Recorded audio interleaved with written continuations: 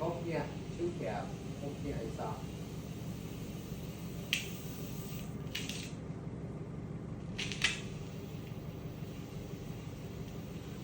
cốc nhẹ nơi thì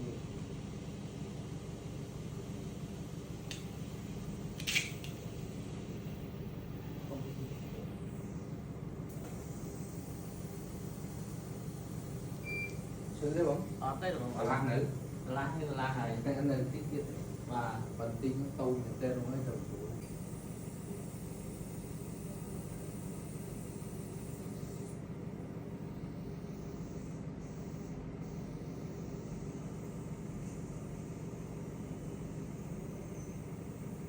con tổ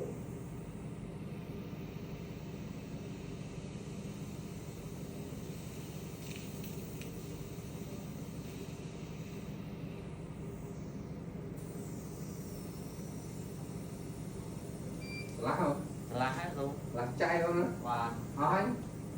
đấy tôi cho ăn một viên đây đó và tục tao phải làm mấy món tiền rồi và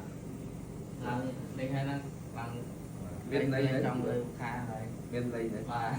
và ô quân là con và